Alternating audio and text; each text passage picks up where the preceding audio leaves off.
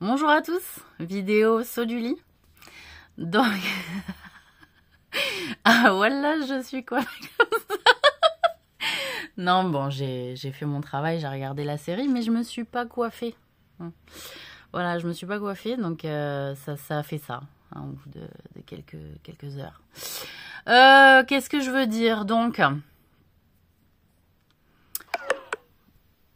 très bonne série, encore une fois, hein, adolescence. Où il y a plein de sujets qui ressortent, hein, qui évidemment me poussent à réagir. Et bon, il y a quand même une réalité, c'est que beaucoup des équipes qui ont travaillé à œuvrer à faire avancer la cause, hein, puisque je l'ai nommée comme telle, hier sur mes réseaux, et que ça fait longtemps qu'elle est nommée comme telle, hein, dans la mafia, hein, en général. La mafia se bat en commun avec le reste du monde pour anéantir, hein, le droit d'ânesse. Voilà. C'est notre combat. C'est le combat de beaucoup de gens aussi, hors mafia évidemment. Et ce droit, je l'ai dénoncé plusieurs fois sur mes réseaux et verbalement aussi, de manière beaucoup plus crue, hein, j'en suis parfaitement consciente. Par contre, c'est une réalité. Le droit d'ânesse a permis aux femmes, hein, d'invoquer le droit d'avoir des relations intimes et sexuelles avec des jeunes garçons. Des jeunes garçons à partir de 8 ans, 7 ans, hein, voilà. Donc, c'est de la pédophilie, hein, c'est un crime. C'est un crime, d'accord. C'est un crime, c'est puni pénalement. Et le fait que c'est été reconnu comme droit, alors que la pédophilie était condamnée dans le code pénal, j'ai envie de dire, qu'est-ce que ces personnes défendent de la République? Qu'est-ce que ces personnes défendent de la République, en réalité? Donc, alors j'ai plus de batterie, je vais m'avancer vers mon petit chargeur, parce que j'ai pas envie qu'on me la fasse à l'envers, là, le sujet il est assez grave. Et donc, hein, parce que je passe de 20% à 10% en très peu de temps. Voilà, donc je vais mettre dans le coin salon, chambre. Voilà, et on va se positionner de cette façon. Voilà. Donc, je suis dans une position très désagréable pour continuer la vidéo, mais c'est pas grave. Donc, ce que je voulais dire, c'est que pourquoi elles se sont tant donné de mal en façade à défendre la République, hein, alors qu'en réalité, il y avait des droits en vigueur au-delà des lois de la République. Et elle est là toute la contradiction, hein. C'est-à-dire le droit d'ânesse, c'est pas dans la République, hein. Ça a été, je crois, interdit au bout de quelques siècles de notre histoire de l'humanité. Et je crois que le droit d'ânesse n'avait pas le droit d'être au début de l'histoire de notre humanité de terrien. Et qu'en réalité, il a été remis en vigueur, lié à des lois de Méga et de Véga, hein, justement. Et je crois qu'il a été à un moment donné arrêté, puis relancé, ce qui m'a généralement fait défaut, hein, c'est-à-dire que quand le droit d'ânesse a été autorisé, en réalité, j'étais moi en société beaucoup plus mise à mal que quand il était interdit. Donc j'ai toujours gêné, hein, dans ce projet de droit d'ânesse, je ne l'ai jamais pris, le mien, puisque j'en avais le droit de le prendre, hein, c'est ce qui m'a été proposé évidemment, et que j'ai vertement refusé. De fait, ça fait des siècles que je me bats contre la pédophilie, notamment de la part des femmes, hein, qui invoquent un droit au-dessus de la loi des hommes, et en plus qui souvent ne sont pas croyantes. Donc elles placent des lois d'une autre galaxie, d'un autre temps, au-dessus de notre temps à nous, terriens, êtres humains, et au-dessus des lois de la République. Donc moi je veux bien qu'on défende la loi des hommes sur Terre, et qu'il y a eu des difficultés à faire passer la loi de Dieu, hein, qui, en réalité, la loi de Dieu est faite pour les hommes et en faveur des hommes, hein, c'est-à-dire pour les aider à cohabiter ensemble, à ce que ce soit plus agréable. Hein, Dieu, il n'a pas fait des lois pour des dieux. Hein. Il a fait des lois pour des êtres humains. Ne pas voler, ne pas trahir, hein, ne pas faire de corruption. C'est-à-dire sur des règles qui sont en vigueur, de ne pas acheter le droit de ne pas suivre cette règle. C'est ça la corruption. Hein. Donc, voilà, moi je suis quand même étonnée de voir des personnes qui se positionnent toujours de manière anticléricale, anti-chrétien, anti-religion, et après qui se positionnent anti-islam et qui se positionnent du côté des chrétiens alors que de toute façon ils sont athées, ou qui sont pas seulement athées, qui sont anti-cléricales. Ou anti, parce que le clergé c'est encore autre chose de se battre contre le clergé, contre l'organisation pyramidale au sein même de l'église, etc. En réalité, je trouve dommage qu'on suive des personnes qui sont contradictoires. Et c'est là où notre société et notre république ne va pas, c'est que on est contradictoire. Et que quand il n'y a pas de cohérence dans la manière de guider notre société, forcément, qui c'est qui s'en rend compte le plus? Les enfants. Et à l'âge de l'adolescence, ça explose. Donc pourquoi aussi on a tant de mal avec les adolescents? C'est qu'en réalité, nous ne sommes pas cohérents, nous sommes contradictoires dans le fait même d'organiser notre société, dans le fait de tenir des argumentations dans un sens ou dans un autre. On ne se rend pas compte en tant qu'individu propre, on est incohérent, on est contradictoire quand on nous le renvoie, entre guillemets, excusez-moi, à la gueule, qu'on est contradictoire et que nos argumentations n'ont pas de sens si on va dans cette direction à un moment donné sur un sujet et que sur un autre sujet, on prend une autre direction mais qui est contradictoire malgré tout avec la position précédente qu'on avait prise, même si c'était un autre sujet. Ça manque de clairvoyance, ça manque d'intelligence, ça manque aussi d'exercice de la pensée. Et qu'à un moment donné, les gens ils se positionnent par rapport à des principes, sauf qu'ils ne suivent même pas eux-mêmes leurs principes. Et c'est alors là qu'on se rend compte où vraiment on suit des aveugles et on suit des bêtes. Des bêtes, c'est-à-dire des gens qui réfléchissent pas globalement, et donc on leur donne des droits au-delà de leur capacité, ce qui ne va pas. À partir du moment où on donne des droits à des personnes au-delà de leur capacité, ça ne va pas. Voilà.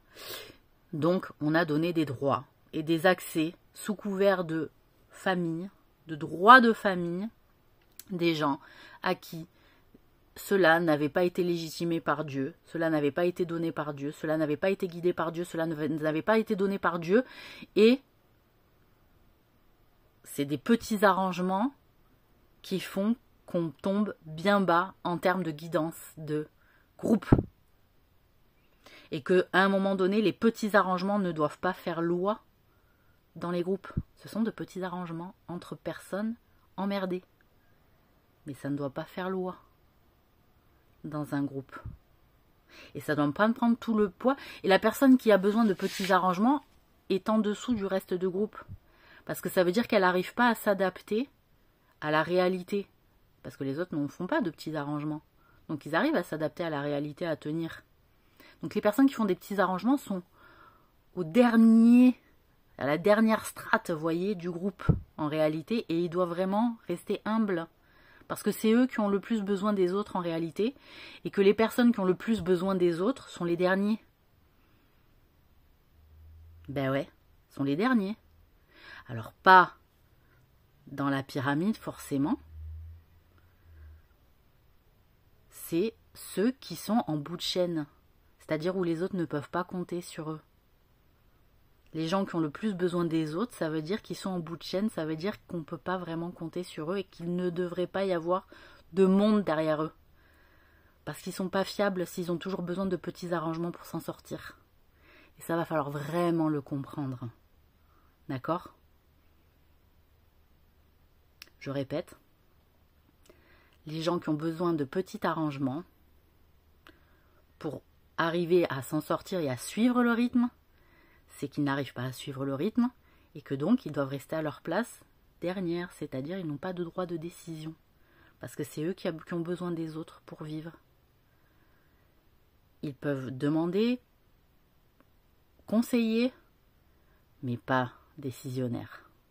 C'est terminé. Il faut que ce soit terminé dans vos groupes. Parce que les plus forts sont ceux qui ont le moins besoin d'autrui pour vivre. Et que si le système a mis en branle des personnes qui sont capables de subvenir à leurs besoins eux-mêmes sans avoir besoin de beaucoup de monde pour survivre,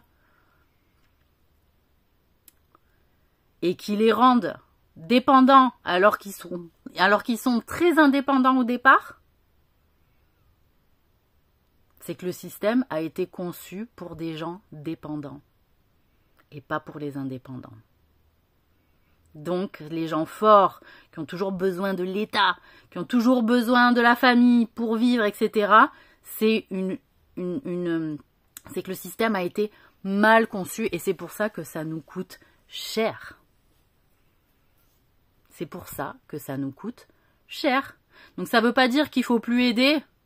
Ça veut dire qu'il faut remanier le système entièrement, mais de nos faits sociaux. Pas pour l'instant au niveau administratif. Non. Parce que là, on est tous handicapés, on est tous tributaires et dépendants. Mais il faut changer les règles dans vos groupes communautaires. Celui qui a le plus besoin ne doit pas être décisionnaire, parce que ça veut dire qu'il ne se démerde pas. Voilà. Et que quand on ne se démerde pas, eh ben on n'a pas une bonne vision, on n'a pas une bonne lecture de la réalité. C'est quand même différent de ne pas y arriver et d'être empêché.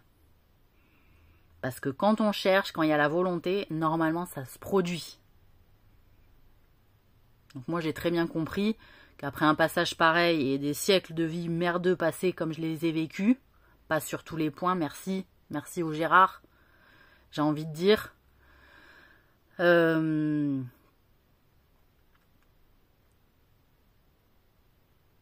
j'ai compris que les gens ils voulaient que je me repose parce que ça ouvre un droit de repos. T'as compris? Donc, moi qui suis une proactive, voilà, faut que je le prenne comme tel. Et puis c'est ce que je voulais. Parce que des fois on est vraiment fatigué. Mais c'est vrai que j'ai un profil proactif. Donc voilà. Mais voilà. Hein, de toute façon, je vous remercie de vouloir. Il me semble que c'était ça aussi, l'ancienne consigne en background. C'est-à-dire, repose-toi. Donc bon. Ce que je voulais dire aussi, c'est que donc si on est incohérent, c'est les adolescents qui en prennent le plus, et que ce qu'on me demande vraiment de relever, c'est que quand on fait justice et qu'il y a des punitions à donner dans les écoles, hein, alors que je reprends, on s'appelle éducation nationale, on s'appelle on fait régner l'ordre de la République, hein. Mais j'ai envie de dire, si on veut apprendre déjà ce que c'est la République dans la vision positive de la République et de ses valeurs, hein, c'est-à-dire égalité, fraternité, solidarité, il faut déjà que ce soit ces valeurs-là en vigueur dans les collèges et dans les lycées, ce qui n'est pas le cas, hein, au travers d'un esprit très compétitif. Alors, on peut être très compétitif dans les notes, vous voyez, dans le travail, etc., mais on pourrait être beaucoup plus solidaire et beaucoup plus égaux, hein, équitable en tout cas dans la manière de servir l'instruction, l'éducation et la justice, parce que si on parle d'éducation, il faut être quand même juste dans sa manière de promouvoir, hein, la justice de notre pays, puisqu'en réalité on promeut aussi, hein, une vision de la République, c'est-à-dire que si la République a failli, hein, dans sa manière de rendre la justice, on est dans un monde inéquitable. On est dans un monde dans un système qui a fait des choix de valeurs, mais qui ne les pratique pas. Est-ce qu'elle se pratique sans la religion? Ben oui. Il y a beaucoup d'athées qui en ont fait le système, de communistes aussi, tiens, qui se sont éloignés de la religion, qui ont travaillé l'esprit de solidarité. C'est quelque chose qui se travaille au-delà des déceptions des uns et des autres, puisqu'il faut faire appel à des systèmes. Individuellement, on est souvent malheureusement déçus, parce qu'ils font appel à d'autres systèmes aussi plus payants. Donc, quand on rend la justice dans les collèges, dans les lycées, il ne faut pas seulement punir le passage à l'acte, hein, parce que le passage à l'acte, comme je le disais dans une autre vidéo, c'est un symptôme de quelque chose qui n'a pas été réglé et arrêté avant. Hein. Et de fait, ça n'a pas été arrêté et réglé avant, donc on arrive au point de non-retour, au point culminant du problème, c'est-à-dire le passage à l'acte, d'accord? Et de fait, hein, ce passage à l'acte, il part d'une provocation, il part de quelque chose, et que, malheureusement souvent, la provocation n'est pas punie. Qu'est-ce qui a provoqué le passage à l'acte? Cela n'est pas puni. Et là, il y a un problème, parce que si vous voulez être plus équitable et plus respecté, et qu'il y ait plus de paix dans vos lycées, dans vos collèges, hein, c'est de punir les deux versants. C'est-à-dire la provocation, qui peut être le fait de ne pas se prendre pour de la merde, hein, de regarder les autres de haut. C'est un grave, l'orgueil est un grave manquement au devoir de respect les uns envers les autres et donc de fraternité. C'est un manque à cette valeur-là, c'est un manque à ce devoir-là de fraternité si on veut, je sais pas, défendre la loi des hommes et donc la République. D'accord? Donc, punir l'orgueil, pourquoi? Parce qu'à un moment donné, l'orgueil, c'est le mal des gens qui sont reliés à des histoires de harcèlement, puisque ils vont harceler des personnes dont ils se sentent supérieurs. Et le sentiment de supériorité vient d'un mauvais travers narcissique qui vient d'un premier sentiment qui est l'orgueil.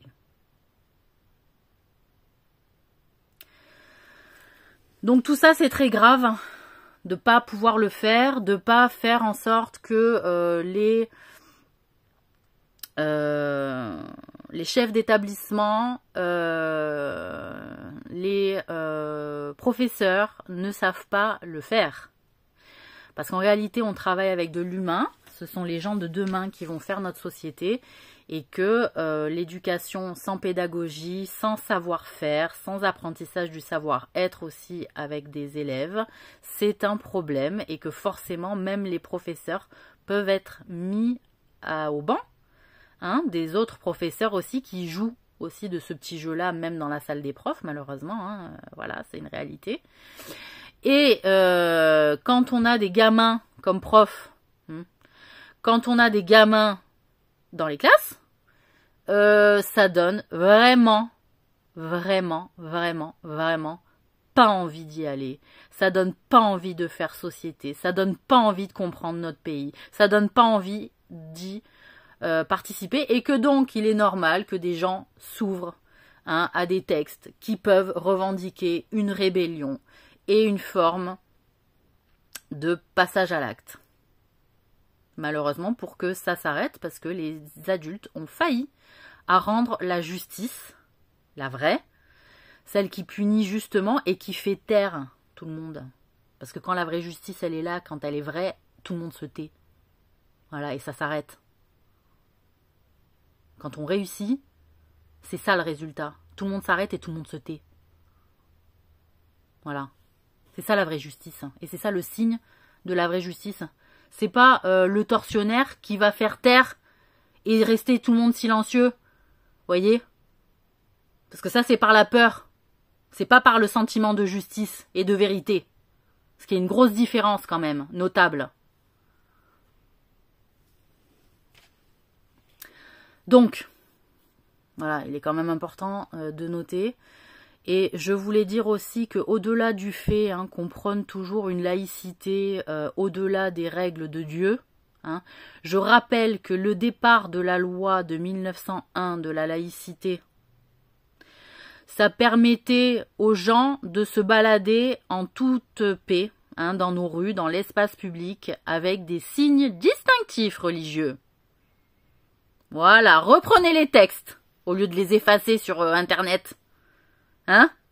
Ça permettait de se balader avec des signes distinctifs religieux, à condition que cela ne trouble pas l'ordre public. Et alors si, franchement, on voyait une sœur, un prêtre, ou une femme voilée plus tard troubler l'ordre public, à part la critique des gens en disant ouais, elle est pas dans notre pays, elle fait un truc qui est pas de chez nous, mais qui n'a jamais été agressée, en réalité, hein. Je parle pas des fausses agressions orchestrées. Hein, je dis que il y a eu des vraies agressions, mais il y en a eu très peu en réalité. Hein, et que c'est sous le coup d'une histoire aussi coloniale mal réglée, hein, que tout cela se joue, mais qu'en 1901, il y avait l'intelligence de laisser vivre justement les signes distinctifs religieux en disant c'est autorisé dans l'espace public et cela donc est autorisé par la loi et donc cela ne doit pas faire débat. En réalité, le sujet est clos, la loi est faite, point barre. Voilà. Parce qu'il y avait des personnes très croyantes encore à l'époque, même chrétiennes, qui se baladaient avec des signes distinctifs religieux et que c'était leur choix de faire vivre la religion encore dans l'espace public et dans la société.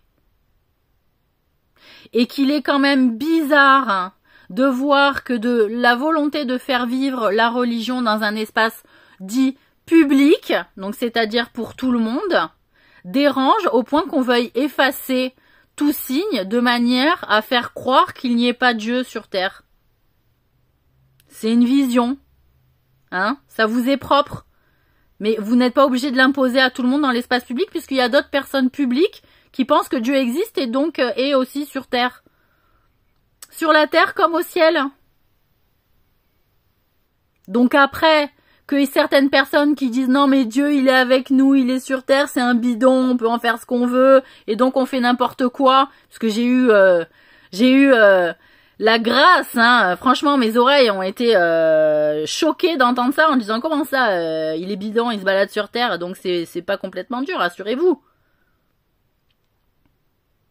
Hein, il a peut-être des capacités, mais détendez-vous, c'est un certain pourcentage de capacité, il n'est pas tout entier.